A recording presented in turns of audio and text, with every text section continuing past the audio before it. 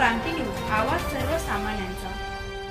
शेतकऱ्यांच्या विकासासाठी केंद्र व राज्य सरकारने शेतकरी ओळखपत्र योजना लागू केली आहे।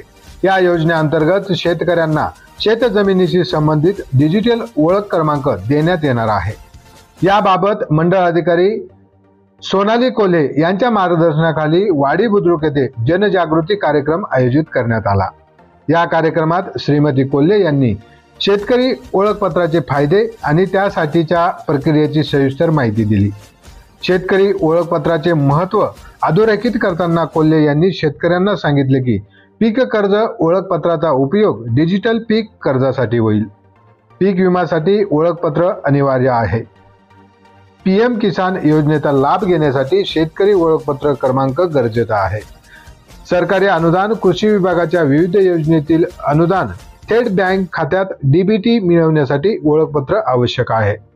महसूल खाते, खरेदी विक्री, बक्षीसपत्र, वाटपपत्र, गहाणखत कर्जासाठी ओळखपत्र क्रमांक अनिवार्य राहील।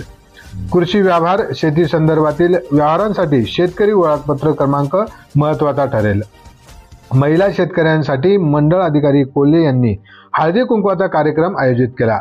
हळदी कुंकवाच्या वाणासोबत शेतकरी ओळखपत्रांचे वितरण यावेळी करण्यात आले। महिलांनीही या उपक्रमाचे स्वागत करत आनंद व्यक्त केला आहे। यावेळी ग्राम महसूल अधिकारी सागर बेंडकोळी यांनी सीएससी केंद्र म्हणून ज्ञानदेव पवार यांची निवड केली।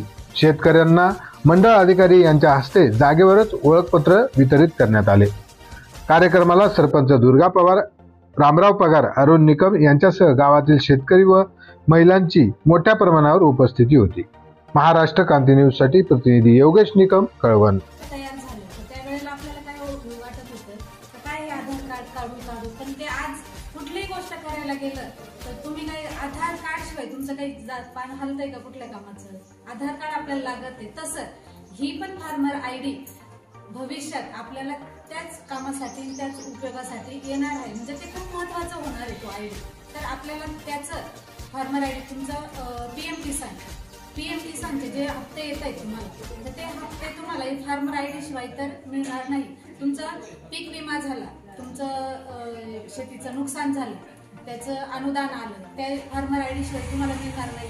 तुम्ही बँकेत गेले, तुम्हाला कर्ज घ्यायचंय, कर्जाशी घेताना पण तुम्हाला फार्मर आयडी हा लागणार आहे। तर त्यासाठी आपल्याला हा प्रत्येक शेतकऱ्याने हा फार्मर आयडी घेणं खूप महत्त्वाचं आहे। तर ते रजिस्ट्रेशन आपल्याला सुरुवात करायची आजपासून। तर आपण हे रजिस्ट्रेशन करू। जसं पीक पाहणी जे आपण DCS आता हे चालू झालेलं आहे तर हा भाग हा एक आहे आणि ॲग्रीस्टॅकचा त्याचाच भाग आहे, हा दुसरा पार्ट आहे आपल्याला आलेला।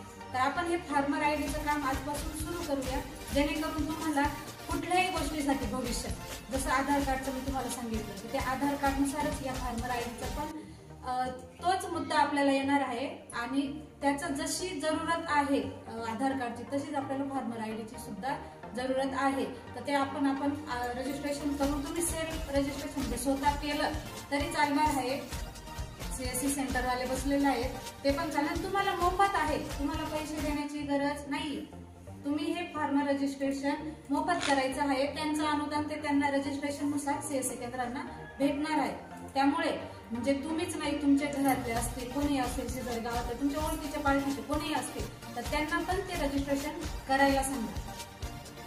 ॲग्रीस्टॅकचं रजिस्ट्रेशन आहे आणि हे ॲग्रीस्टॅक ना भविष्यात आपल्यासाठी शिवाय जसं तुम्हाला आधार कार्ड कुठेही गेलं, माझ्यासारख्याला आधार कार्ड जर विचारलं, आधार कार्ड शिवाय कुठलीही गोष्ट होत नाही। बँकेत जा, कुठल्याही गोष्ट प्रत्येकाकडे असेल तर तुमच्या शेतकऱ्यांचं काम फास्ट होणार आहे। जसं आपलं रजिस्ट्रेशन करून घेऊ, बाकी काही कोणाला अडचण नाही ना। अशाच नवनवीन बातम्या पाहण्यासाठी आमच्या महाराष्ट्र क्रांती न्यूज या YouTube चॅनलला लाईक करा, सबस्क्राईब करा आणि बेल आयकॉनला प्रेस करा।